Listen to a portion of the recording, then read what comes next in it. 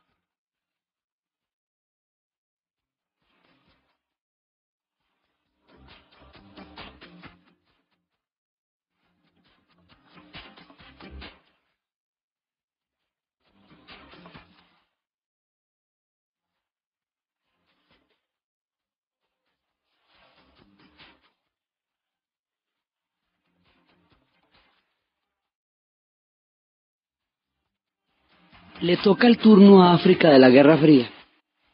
Y cuando le toque el turno a África de la Guerra Fría, le va a tocar la peor parte, digamos, le va a tocar una parte terrible, porque van a aprovechar los conflictos que van a surgir a partir de la descolonización para despedazarlos con el mismo truco con que los colonizaron, que es el de apoyar unos grupos en contra de otros y de esa manera mantenerlos divididos y mantenerlos en conflicto. Ese ha sido el esquema de colonialismo europeo en todas las latitudes de la tierra, desde Cortés, pasando por todos los pueblos que fueron colonizados. Pero aquí la modalidad se va a dar en la descolonización también, lo que va a ser muy complicado. Entonces, el punto de partida de África es más duro que el del resto de los países a donde llegó la Guerra Fría, porque han pasado cosas terribles antes de encontrarse con este punto de la historia. Primero, recordemos que África tenía unos reinos muy importantes hacia el siglo XII, siglo X. África tenía reinos fundamentales. Tenía el reino de Benin, tenía el reino Yoruba, el gran reino de Zimbabue, tenía reinos importantísimos. El reino de Mali también llegó a ser una cultura fundamental. Estos reinos, con sus civilizaciones, con su música, con su pensamiento religioso complejo, eran reinos que no tenían trazos en la piedra, digamos, no era así como representaban su visión del universo.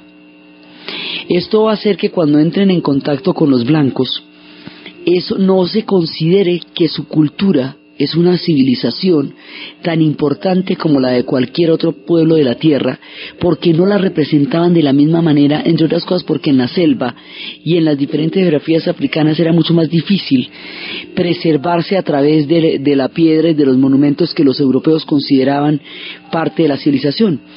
África va a tener sus reinos antiguos, su florecimiento y su esplendor, y va a encontrarse con una serie de hecatombes en las cuales los diferentes órdenes históricos le van a dar fuerzas de desintegración, la van a partir. Digamos, los órdenes de la historia van a llevarla a una situación crítica. El primer gran conflicto que van a enfrentar los africanos, más allá de todo aquello que en sus cosmovisiones y en sus historias alguna vez tenga antecedente, va a ser el encuentro con los europeos, el capítulo de la esclavitud. Entonces, en África había esclavitud. Esta esclavitud era una esclavitud tribal, se producía porque un pueblo perdía la guerra y al perder la guerra se convertía en esclavo del otro. Eso también pasaba en los griegos y en los romanos. Eso pasó en toda la antigüedad. Quien perdía la guerra se convertía en esclavo del otro. Este tipo de esclavitud era una esclavitud o por la derrota de un conflicto o por deudas. Quien no podía pagar una deuda se volvía esclavo del otro. El tipo de esclavitud que tenían los africanos no tenía nada que ver ni con la raza, ni con la procedencia, ni con la etnia de ningún pueblo, ni era eterno, ni era para siempre. Todas esas características van a ser particulares del concepto que van a desarrollar los europeos de la esclavitud. Entonces, cuando se encuentren con los europeos y los europeos les vayan a pedir esclavos, pues ellos les venden los esclavos que tienen, como lo han hecho durante milenios y como lo hicieron en tiempos de los árabes, que a través de Zanzíbar llegaron también a montar un comercio de esclavos enorme. Pero los europeos tienen una diferencia fundamental contra cualquier otro tipo de esclavitud que se hubiera dado antes, y es que es una esclavitud contra todo el continente, contra una raza. Entonces, los africanos les dan los esclavos de sus tribus, pero cuando les dan los esclavos de su tribu logran que se monte la ruta, y una vez que se monte la ruta, ya cuando se acaban los esclavos de las tribus, van a venir por los jefes de las tribus, que eso no se les había ocurrido nunca, ni estaba pensado jamás, pero ya estaba montada la ruta, y una vez que estuviera montada la ruta ya no había marcha atrás. La esclavitud empieza cuando en un principio van a comerciar todos los magníficos productos del África occidental, van a comerciar todas sus riquezas y van a comerciar el marfil y las maderas preciosas y todo eso, pero en el momento en que en América la población indígena sufre la hecatombe del agotamiento y no sirve para el propósito de explotación permanente que los europeos necesitaban para sus materias primas y para sus proyectos de desarrollo colonial, van a empezar a llevar esclavos de África a América. Al hacer esto, las mercancías de los africanos dejan de ser el punto de contacto con los europeos, para convertirse los africanos mismos, como seres humanos, en mercancía. En este momento se vuelve objeto, seres humanos convertidos en objeto, para formar parte de un lucro, de una cadena de lucro gigantesca, que va a durar 300 años. Esto no, digamos, de esta manera, es la primera vez que se plantea, aunque la esclavitud haya existido en muchas culturas durante muchos milenios y en muchos pueblos, pero esto es un fenómeno nuevo. Entonces, cuando los europeos entran a montar el comercio de esclavos, ya no son las maderas ni los marfiles, sino las personas, las comunidades, los individuos, los sujetos, los que se van a convertir en objeto de lucro de los europeos. Al entrar al comercio de esclavos, hay tribus que aceptan formar parte del comercio de esclavos y venderle sus esclavos, y otras que no. Los Benim jamás aceptaron entrar en el comercio de esclavos porque les parecía que eso no era provechoso para ellos en ningún sentido, aunque fuera económicamente rentable. Los Yoruba sí entraron en el comercio de esclavos. El solo hecho de que unos entren en el comercio de esclavos y otros no, ya divide a las naciones africanas, las tribus africanas, profundamente. Ahí de entrada ya hay un problema. Pero además del problema, es que los pueblos que entran en el comercio de esclavos van a ser completamente desangrados por este comercio, porque cada uno de los esclavos, para que un esclavo saludable de buen precio, como se consideraba en el oprobio de la época, vaya a ser llevado a los puertos de Virginia o a los puertos de Bahía, de Salvador de Bahía o de Cartagena, para que eso sucediera, por lo menos 10 personas de cada aldea morían por cada esclavo saludable que se sacaba de ahí.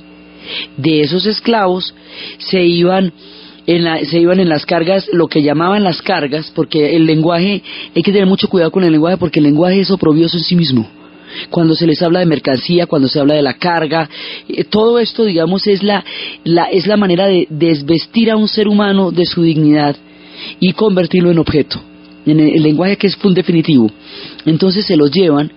Más de una tercera parte de la población muere durante la travesía, y a esto se le llamaba una carga, digamos, un costo que estaban dispuestos a afrontar, un costo de transporte, que la mitad o una tercera parte podían morir en el camino, y eso era parte de lo que se tenía como presupuestado.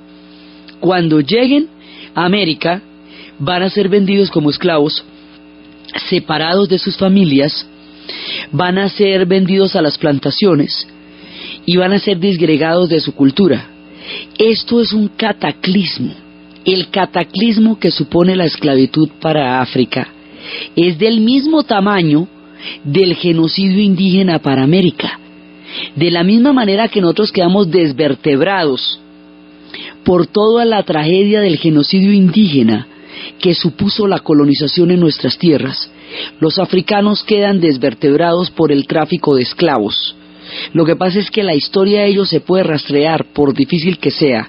Hay elementos musicales y elementos raizales que aún se pueden rastrear a pesar de las dificultades.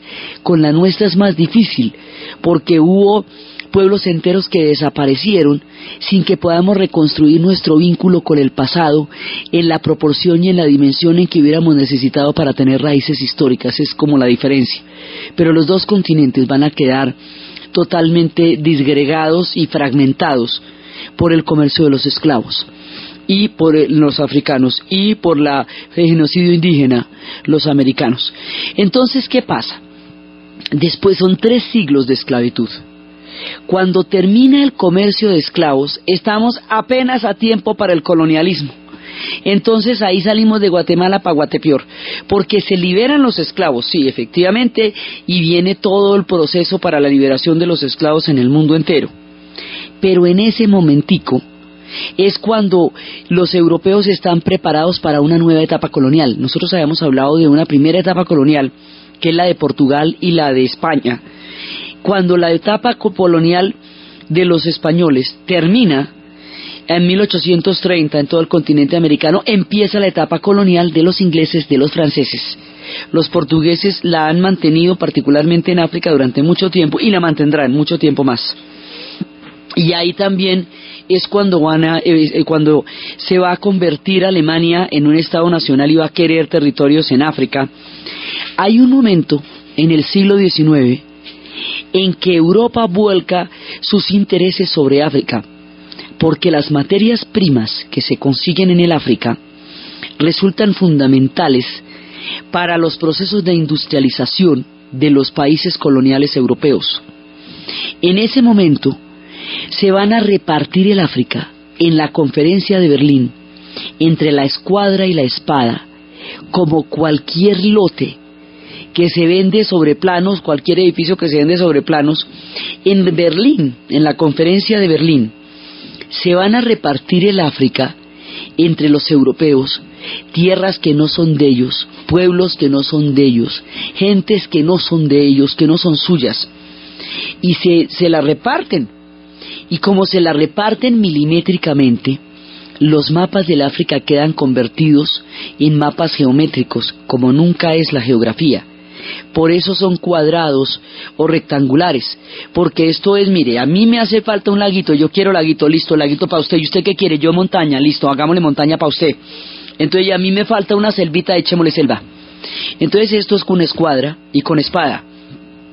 Cuando acuerdan los africanos, están totalmente repartidos por decisiones que se tomaron al otro lado del mar, por gente que ellos no conocieron y donde se trazó su destino. En ese momento, el reparto arbitrario del mapa africano ha determinado un nuevo capítulo de adversidad en su destino.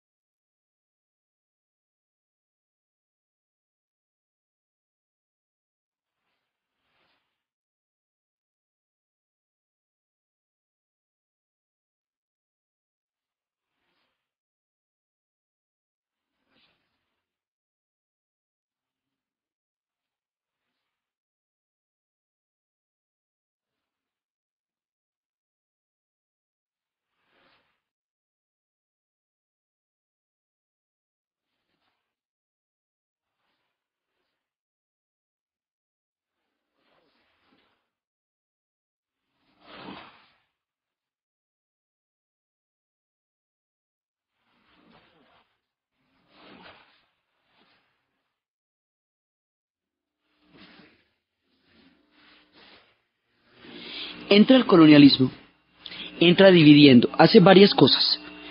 Primero, divide y triunfarás. Entonces se apoya sobre unos grupos para entrar en conflicto con otros, toma los conflictos que hay entre las tribus africanas, respalda a unos en detrimento de otros. Eso pone a todos los pueblos en punta como los puso durante la época de la esclavitud. Segundo, traza fronteras que no tienen nada que ver con la raíz y con la cultura africana. Fronteras en donde gente de una misma tribu quedó rota en dos países. O fronteras en donde tribus enemigas quedaron contenidas dentro de una misma geografía. Los africanos tienen una organización social y política que es tribal. Esto quiere decir que una tribu es una nación. Quiere decir que una tribu es un universo, es un mundo, es una cosmovisión, es una religión, es una organización política, es todo lo que tiene que ver con una nación. Por lo tanto, si hay países como Zambia, que tienen 72 tribus, hay 72 naciones en Zambia. Así de simple. El concepto de Estado Nacional es un concepto europeo que no opera en la cultura tribal africana. Entonces, si los van a dividir de acuerdo con las posesiones europeas, estas divisiones alteran por completo las relaciones culturales y políticas de los pueblos africanos porque las someten a regímenes que les son completamente ajenos, que les son completamente extraños. Entonces los límites van a ser totalmente arbitrarios porque son a Pinochito y a Escuadra, lo mismo que los límites del Medio Oriente cuando se creen las naciones árabes, lo mismo que los límites de los Balcanes, cuando las potencias empiecen a dividirse las zonas de la antigua Yugoslavia, de todo lo que será en el futuro Yugoslavia, lo mismo los Balcanes, exactamente igual. Entonces, cuando se producen este tipo de repartos, hay una serie de conflictos que quedan planteados de una vez. O sea, el solo mapa dibuja una futura guerra por la manera como lo estructuró. Viene el colonialismo. El colonialismo africano, en África, con toda la carga de prejuicio que la esclavitud dejó con respecto a las comunidades negras en el mundo. El colonialismo en sí mismo es un régimen que discrimina, desprecia y subvalora a todos aquellos que someten, porque detrás de eso tiene el eurocentrismo europeo, la convicción de que hay un pueblo que es la civilización, cuyo conocimiento sí es válido, y otros pueblos que son la barbarie, y que colonizarlos significa llevarles un grado de civilización que los haría más próximos a un ideal. Entonces eso es el eurocentrismo. Por eso es que los europeos tienen religión y los otros tienen mitología. Los europeos tienen medicina y los otros tienen superstición. Los europeos tienen lo que en los europeos es ciencia, en los otros es magia. Esa misma categoría que los hace a unos mágicos, mitológicos, es una manera de decir que su conocimiento no es válido. Es así de simple.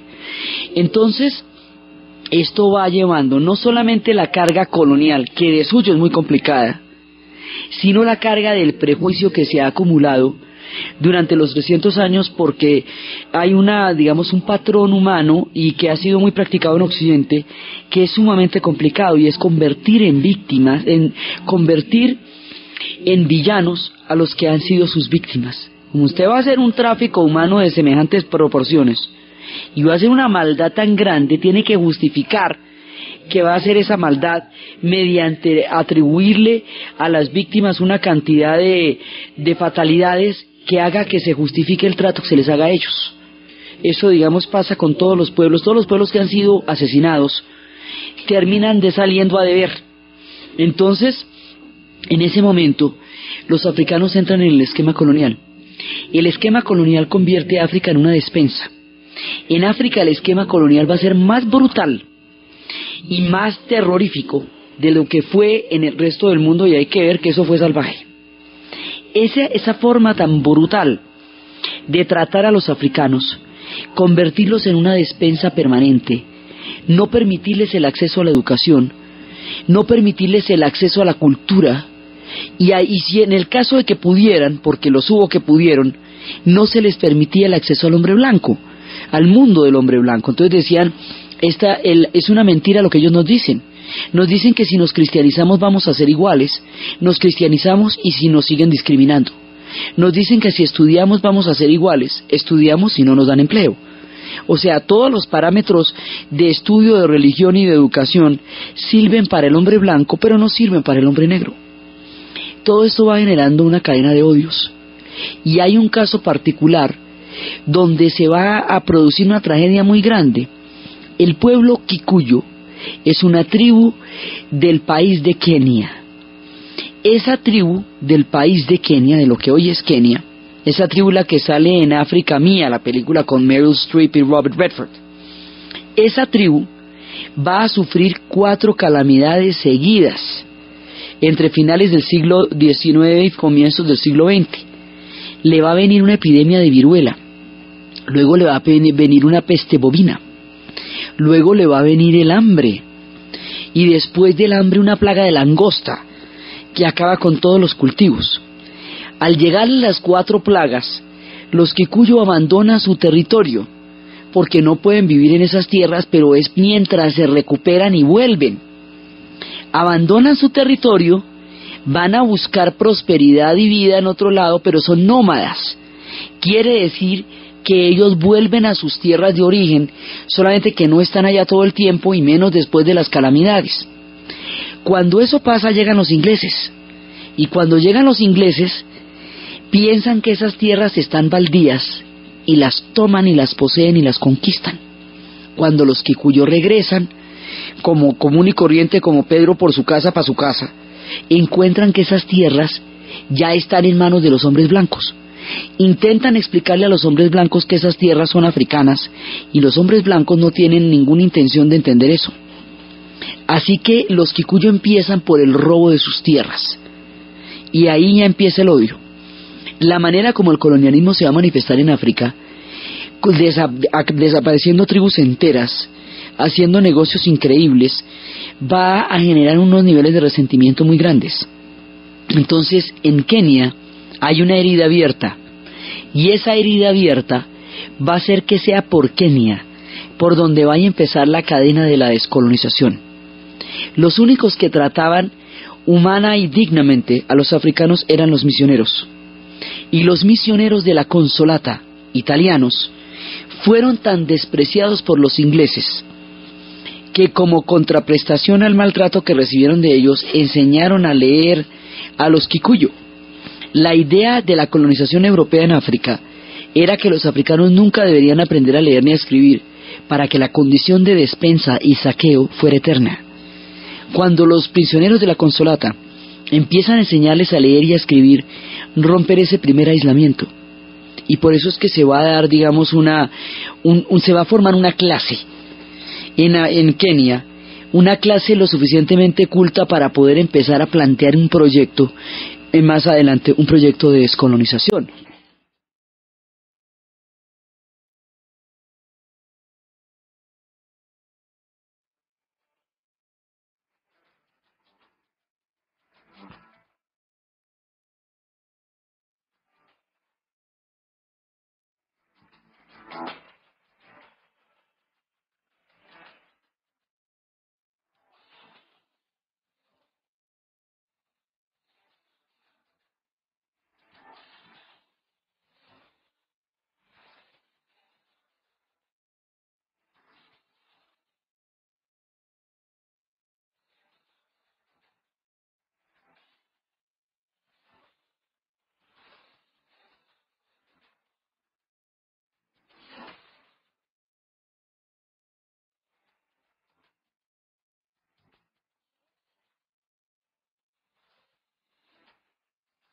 Se van desarrollando historias terribles, dramáticas, heroicas.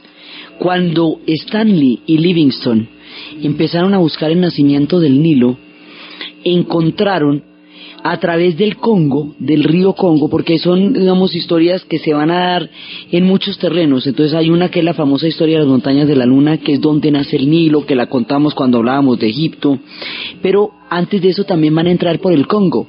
Cuando entran por el río Congo y cuando empiezan a buscar el nacimiento del Nilo, encuentran las rutas de acceso al África interior.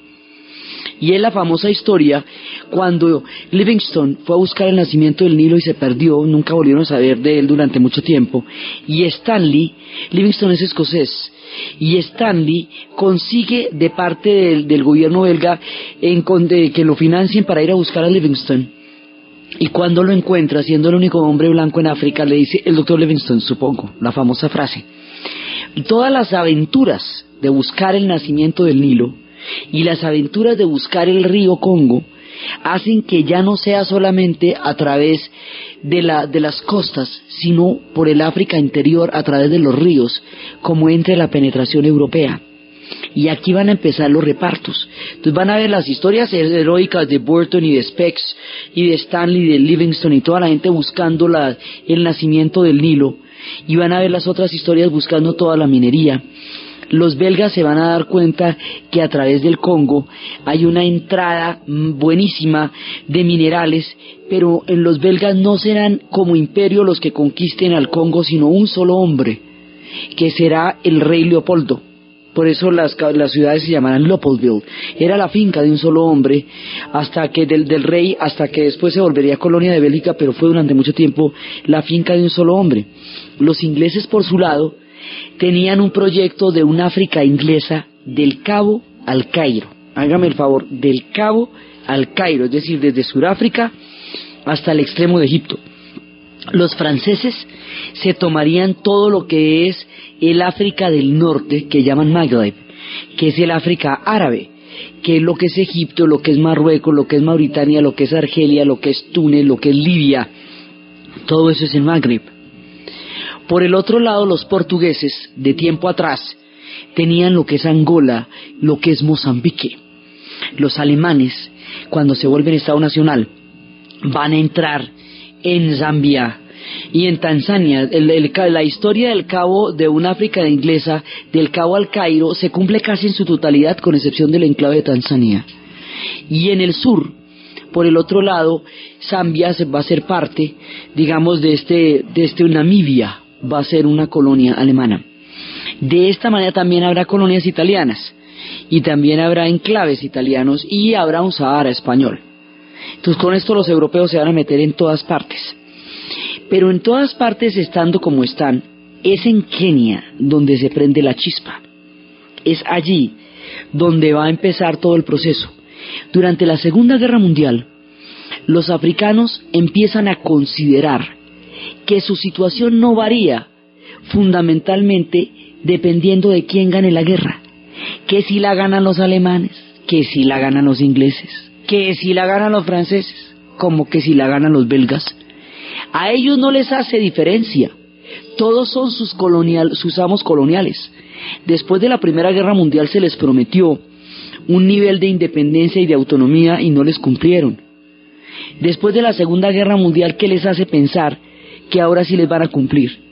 Para ellos los europeos son todos los mismos, porque los europeos no han hecho ninguna distinción con los africanos. Entonces van a utilizar la Segunda Guerra Mundial como una plataforma para planear la lucha de la descolonización.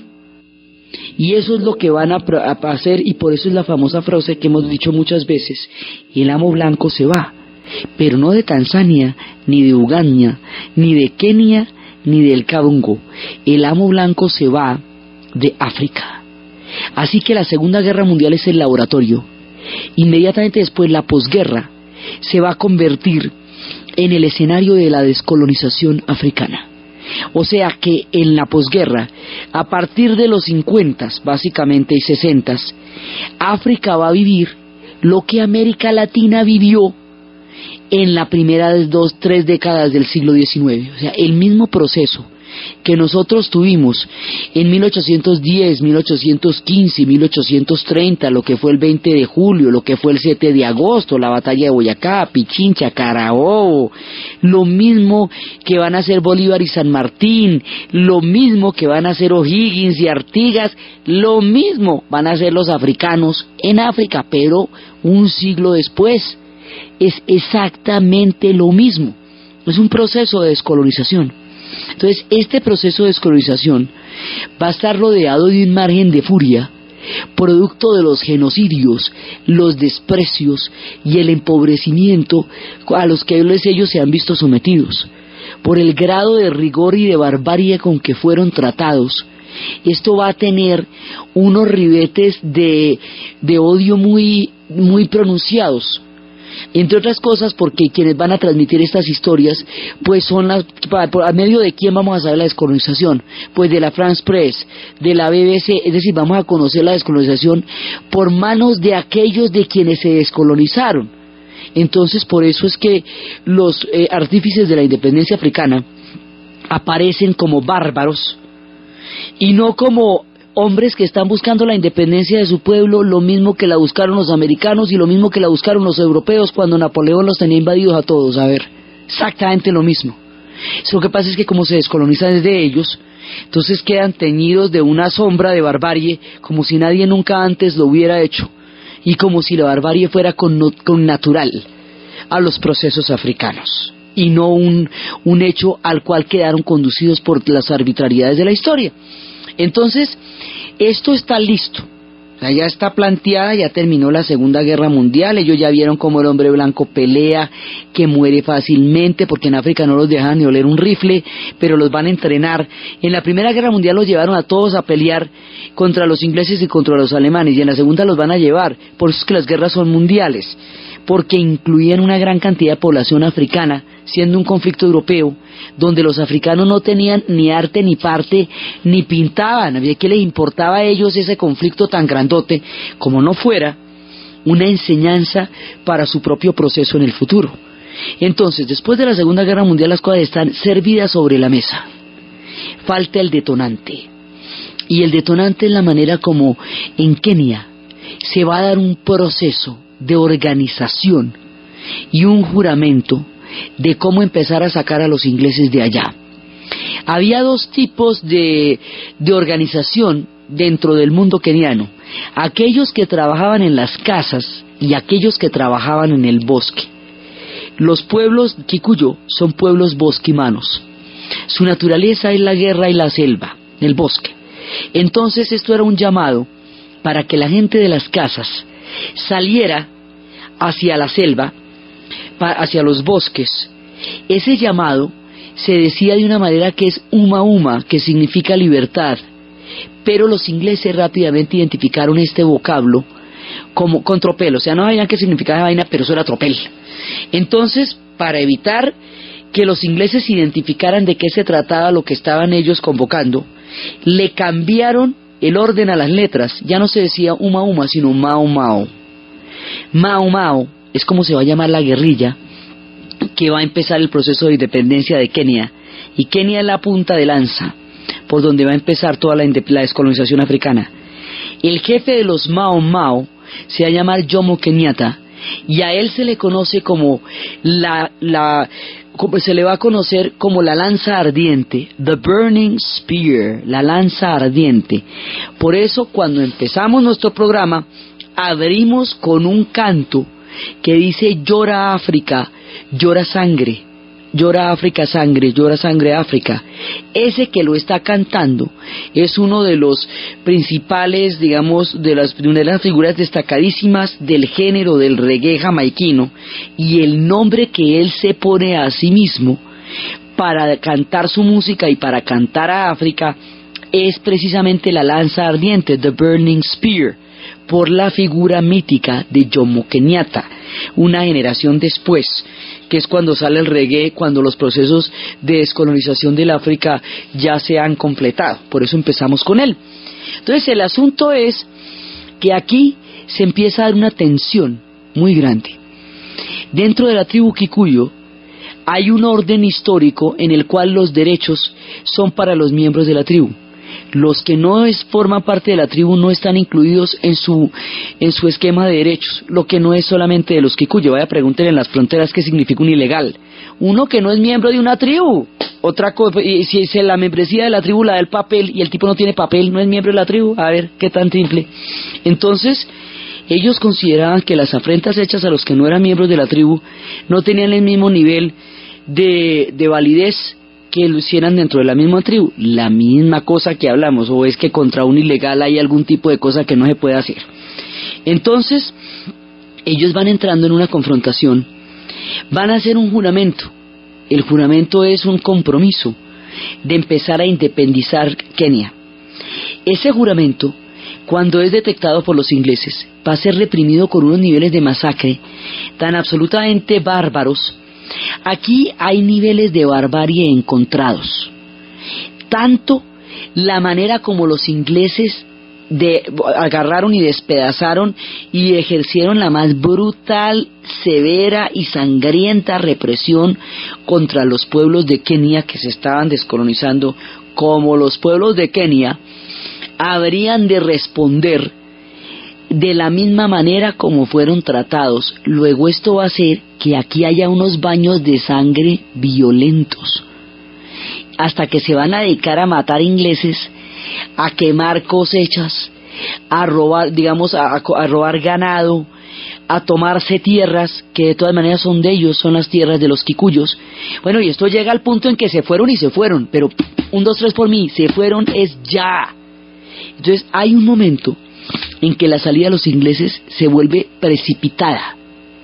Los kenianos van a tener que pagar indemnizaciones por las mejoras que los ingleses hicieron, tomándolos a ellos como esclavos para construir las carreteras que necesitaban para sacar los productos que les estaban saqueando.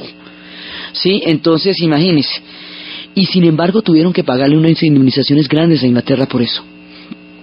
El proceso de descolonización empieza en Kenia. Es el primer país. Y es un país que tiene, digamos, toda una historia detrás.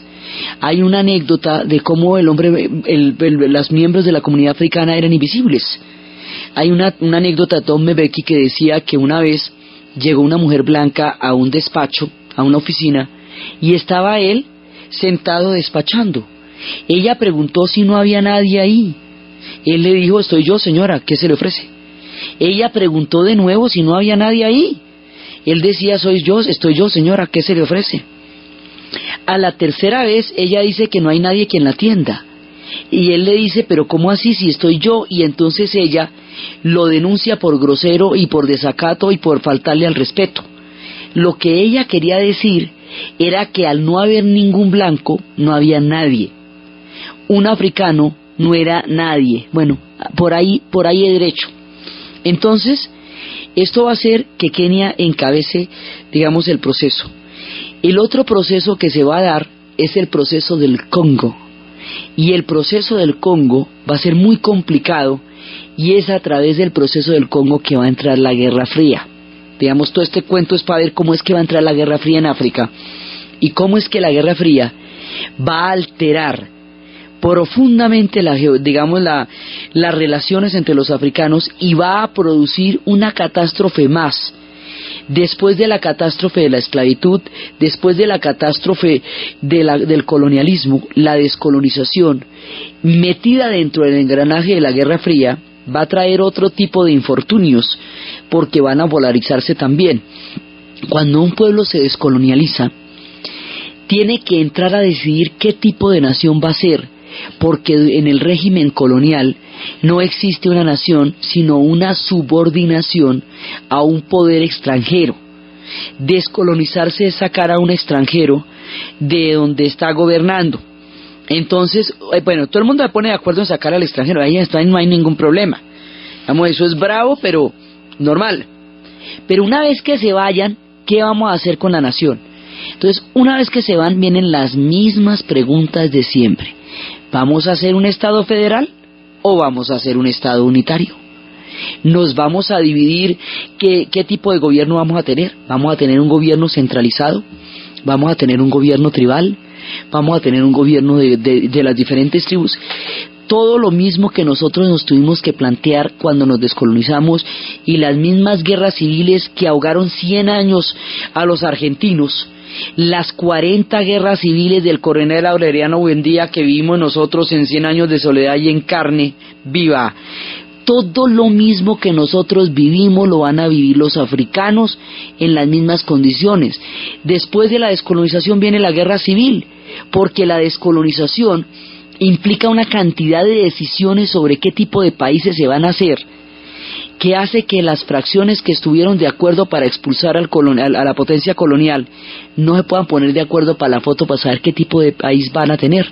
Y eso es exactamente lo que va a pasar en el Congo.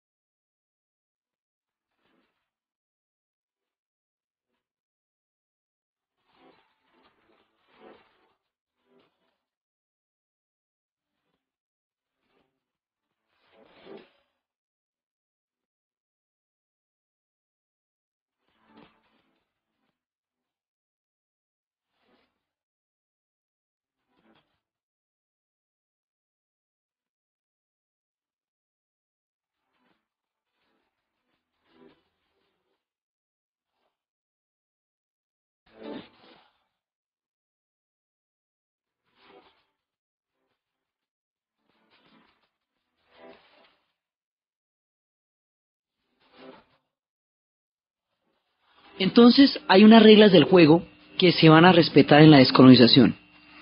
Los límites que trazaron los europeos los vamos a dejar tal cual, porque si redefinimos los límites del África, se nos van las guerras en solo saber por dónde era que estaban los ríos que debían ser de la tribu que debía estar y el pueblo que debía estar. Entonces, una cosa a la vez. Primero vamos a sacar a los europeos. Después de que se van los europeos, entonces vamos a ver qué vamos a hacer aquí con nosotros. Pero si nos ponemos a sacar a los europeos, a redefinir los límites del África y a tomar las decisiones sobre qué sistema político vamos a tener, miren, ni una cosa ni otra. Entonces dejamos las cosas como están. Ya llegará el día, si algún día llega, de revisar esto, pero por ahora así se quedó, este modelito se fue así. No nos gusta, pero es el que hay. Vamos a trabajar sobre eso. Vamos a trabajar sobre las lenguas coloniales, también es importante, digamos, para los procesos. Bueno, entonces, esto es un acuerdo que hizo todo el África, porque estamos hablando de más de 19 países que se van a descolonizar en una década. Tanto que los señores que hacían los atlas geográficos pararon la producción de atlas en el mundo hasta que se acabara la descolonización africana para ver cómo acomodó la silla, porque esto se volvió una cosa que todos los días cambiaba de conformación, lo mismo que cuando cae la Unión Soviética, cuando vaya a caer, y la Yugoslavia, que el mapa de Europa cambia en minutos y aparecen un montón de países y de repúblicas que se están independizando a cada media hora. Bueno, pues lo mismo pasa en términos geográficos, pero vamos a dar esto como está. Entonces, si lo vamos a dar como está, es que lo dejamos como está, o todos en la cama o todos en el suelo. Pero resulta que en el momento en que se independice el Congo, la provincia de Katanga, que es la provincia que tiene la mayor riqueza mineral, se quiere independizar porque considera que ella puede sostenerse sola, porque ahí están las mayores de las riquezas. Katanga primero, Kasai después, pero es que Katanga tiene los minerales, Kasai los diamantes, y el Congo no puede existir sin la riqueza de Katanga ni la riqueza de Kasai. En ese momento, las compañías multinacionales mineras ven en estos procesos de independencia una manera de seguir conservando la subordinación económica y de seguir haciendo negocios. Y por eso empiezan a apoyar la independencia de Katanga, o sea, la desmembración del antiguo Congo belga, como una manera de mantener la presencia colonial y económica en la zona, es decir, haciendo lo mismo que se hizo en la descolonización, que en el colonialismo, que es apoyar una fracción o una tribu contra otra, y de esa manera, a través de la división y del odio tribal, seguir reinando. Divide y triunfarás. Entonces esto les va a dar los derechos. De esa manera las compañías mineras, y detrás de ellas mercenarios belgas, o sea, empresarios privados belgas, ya no el gobierno belga, ya no el país de Bélgica, ni el señor Leopoldo como lo fue antes hasta 1910, que luego eso se vuelve una colonia belga. Ya no es Bélgica, sino empresarios privados, a través de mercenarios, empiezan a apoyar a Katanga. Entonces aquí hay una serie de líderes. Hay un líder que es Patricio Lumumba, que quiere una unidad entera, un solo Congo. Hay un líder que es Kasavubu, y Kasavubu lo que quiere es un país federal, uno solo, pero federal. Hay un líder de Katanga, que es el que quiere la secesión y el separatismo, que es Teshombe. Son esos tres personajes en primera instancia, y cada uno tiene un proyecto diferente. Por eso va a estallar la guerra civil. Entonces, en un momento dado, Lumumba es un personaje muy importante, porque Patricio Lumumba en el África y Malcolm X en Estados Unidos son los creadores de la conciencia universal de la historia del mundo negro, de la comunidad afro, de origen afro en el planeta entero. Ellos son los visionarios que pueden por primera vez tener una visión global. Y Patricio Lumumba en África y Ho Chi Minh en Indochina son los que entienden el colonialismo como un orden histórico que afecta a una cantidad de naciones y no solamente a la suya. Es por la visión, la amplitud de la visión, que van a ser personajes importantísimos. Entonces, cuando Patricio Lumumba ve que los mercenarios belgas y otro poco de gente está tratando de apoyar la independencia de Katanga, y Bélgica además reconoce a Katanga como para meterle pues el dedo ahí en la llaga, Entonces pide la ayuda a los cascos azules y a las Naciones Unidas para que no le despedacen el país, porque su país despedazado no es viable. Las Naciones Unidas, los cascos azules van a entrar cuando está desatada la guerra civil por la secesión de Katanga, pero no van a impedir la secesión de Katanga, porque hay una cantidad de intereses económicos de esos oscuros y sucios y espantosos que hacen que ellos no puedan entrar a transgredir esos intereses, así que se meten, intervienen en la guerra civil, pero no intervienen contra la secesión de Katanga, que es para lo que los llamaron, porque hay mucho billete en juego detrás de esto. Cuando eso pasa, Patricio Lumumba le va a pedir la ayuda a la Unión Soviética, porque el otro lado no le resuelve ni le dice absolutamente nada. Patricio Lumumba más adelante va a ser detenido, va a ser arrestado, va a ser llevado a la mismísima Katanga, que es donde están sus enemigos, y allá será asesinado. Mientras tanto, Teshombe también van a entrar, todos estos van a entrar en conflictos. Pero cuando Patricio Lumumba le pide a la Unión Soviética que lo ayude por el tema de que los cascos azules no pudieron dirimir como se estaba esperando el asunto de impedir la secesión de Katanga, ahí entra la Guerra Fría al África. Es decir, una cosa de la magnitud de la descolonización africana no podía quedar por fuera del marco de la Guerra Fría, porque si la Guerra Fría se metía en todas las geografías, esto era una situación que llamaba a la participación de las superpotencias en una África llena de recursos y llena de conflictos. Ahí están los dos elementos servidos en la mesa, los recursos y los conflictos. Por alguna parte llegarán, porque acuérdese lo que hemos visto, de donde sale el colonialismo europeo, por ahí va entrando la Guerra Fría por la misma puerta. Lo vimos en el caso del Canal de Suez, lo vimos en el caso de la batalla de Dien Bien Phu en Indochina, lo vimos en el caso de todas las geografías que hemos andado en este programa para hablar de la Guerra Fría, que es mundo y medio. Bueno, pues le va a llegar el turno al África, por la vía de la descolonización y de los repartos. Entonces, este proceso, ¿cómo se va a dar en el África? La guerra del Congo, la figura de Mobutu, ¿qué le pasó a Teshombe? ¿Cómo se van a meter los cubanos? ¿Cuál es la historia de Angola? ¿Cuál es la historia de Etiopía? ¿Cuál es la historia de Eritrea?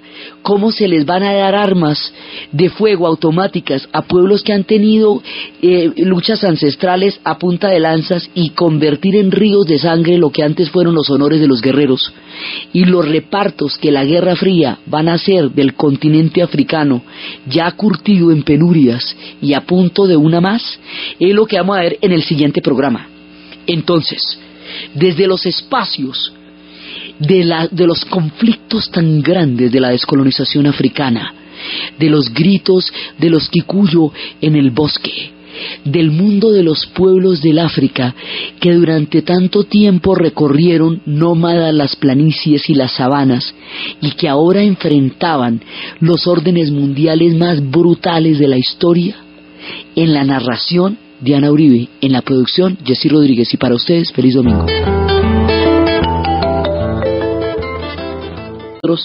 Y de esa manera mantenerlos divididos y mantenerlos en conflicto. Ese ha sido el esquema de colonialismo europeo en todas las latitudes de la tierra, desde Cortés, pasando por todos los pueblos que fueron colonizados. Pero aquí la modalidad se va a dar en la descolonización también, lo que va a ser muy complicado. Entonces, el punto de partida de África es más duro que el del resto de los países a donde llegó la Guerra Fría, porque han pasado cosas terribles antes de encontrarse con este punto de la historia. Primero, recordemos que África tenía unos reinos muy importantes hacia el siglo XII, siglo X. África tenía reinos fundamentales, tenía el reino de Benin, tenía el reino Yoruba, el gran reino de Zimbabue, tenía reinos importantísimos, el reino de Mali también llegó a ser una cultura fundamental. Estos reinos, con sus civilizaciones, con su música, con su pensamiento religioso complejo, eran reinos que no tenían trazos en la piedra, digamos, no era así como representaban su visión del universo.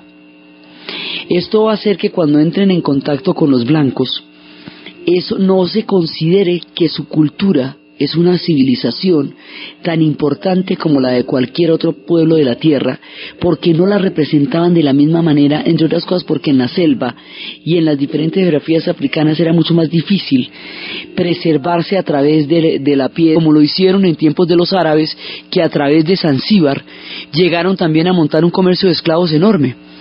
Pero los europeos tienen una diferencia fundamental contra cualquier otro tipo de esclavitud que se hubiera dado antes, y es que es una esclavitud contra todo el continente, contra una raza. Los africanos les dan los esclavos de sus tribus, pero cuando les dan los esclavos de su tribu logran que se monte la ruta, y una vez que se monte la ruta, ya cuando se acaban los esclavos de las tribus, van a venir por los jefes de las tribus, que eso no se les había ocurrido nunca, ni estaba pensado jamás, pero ya estaba montada la ruta, y una vez que estuviera montada la ruta ya no había marcha atrás. La esclavitud empieza cuando en un principio van a comerciar todos los magníficos productos del África occidental, van a comerciar todas sus riquezas y van a comerciar el marfil y las maderas preciosas y todo eso, pero en el momento en que en América la población indígena sufre la hecatombe del agotamiento y no sirve para el propósito de explotación permanente que los europeos necesitaban para sus materias primas y para sus proyectos de desarrollo colonial, van a empezar a llevar esclavos de África a América. Al hacer esto, las mercancías de los africanos dejan de ser el punto de contacto con los europeos, para convertirse los africanos mismos, como seres humanos, en mercancía.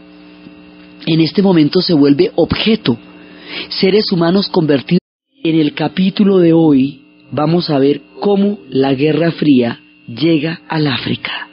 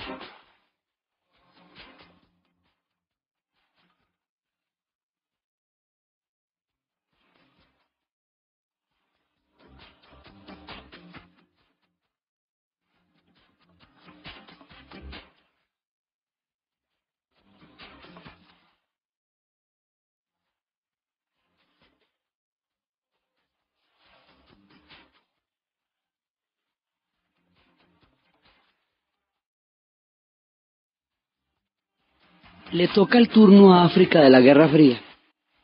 Y cuando le toque el turno a África de la Guerra Fría, le va a tocar la peor parte, digamos, le va a tocar una parte terrible, porque van a aprovechar los conflictos que van a surgir a partir de la descolonización para despedazarlos con el mismo truco con que los colonizaron, que es el de apoyar unos grupos en contra de otros de los monumentos que los europeos consideraban parte de la civilización. África va a tener sus reinos antiguos, su florecimiento y su esplendor, y va a encontrarse con una serie de hecatombes en las cuales los diferentes órdenes históricos le van a dar fuerzas de desintegración, la van a partir. Digamos, los órdenes de la historia van a llevarla a una situación crítica. El primer gran conflicto que van a enfrentar los africanos, más allá de todo aquello que en sus cosmovisiones y en sus historias alguna vez tenga antecedente, va a ser el encuentro con los europeos, el capítulo de la esclavitud. Entonces, en África había esclavitud. Esta esclavitud era una esclavitud tribal, se producía porque un pueblo perdía la guerra y al perder la guerra se convertía en esclavo del otro. Eso también pasaba en los griegos y en los romanos. Eso pasó en toda la antigüedad. Quien perdía la guerra se convertía en esclavo del otro.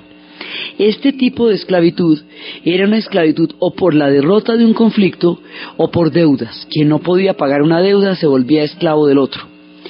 El tipo de esclavitud que tenían los africanos no tenía nada que ver ni con la raza, ni con la procedencia, ni con la etnia de ningún pueblo, ni era eterno, ni era para siempre. Todas esas características van a ser particulares del concepto que van a desarrollar los europeos de la esclavitud. Entonces, cuando se encuentren con los europeos y los europeos les vayan a pedir esclavos, pues ellos les venden los esclavos que tienen, como lo han hecho durante milenios, y en objeto, para formar parte de un lucro, de una cadena de lucro gigantesca, que va a durar 300 años. Esto no, digamos, de esta manera, es la primera vez que se plantea, aunque la esclavitud haya existido en muchas culturas durante muchos milenios y en muchos pueblos. Pero esto es un fenómeno nuevo. Entonces, cuando los europeos entran a montar el comercio de esclavos, ya no son las maderas ni los marfiles, sino las personas, las comunidades, los individuos, los sujetos, los que se van a convertir en objeto de lucro de los europeos. Al entrar al comercio de esclavos, hay tribus que aceptan formar parte del comercio de esclavos y venderle sus esclavos, y otras que no. Los Benin jamás aceptaron entrar en el comercio de esclavos porque les parecía que eso no era provechoso para ellos en ningún sentido, aunque fuera económicamente rentable. Los Yoruba sí entraron en el comercio de esclavos. El solo hecho de que unos entren en el comercio de esclavos y otros no, ya divide a las naciones africanas, las tribus africanas, profundamente. Ahí de entrada ya hay un problema. Pero además del problema, es que los pueblos que entran en el comercio de esclavos van a ser completamente desangrados por este comercio, porque cada uno de los esclavos, para que un esclavo saludable de buen precio, como se consideraba en el oprobio de la época, vaya a ser llevado a los puertos de Virginia o a los puertos de Bahía, de Salvador de Bahía o de Cartagena, para que eso sucediera, por lo menos 10 personas de cada aldea morían.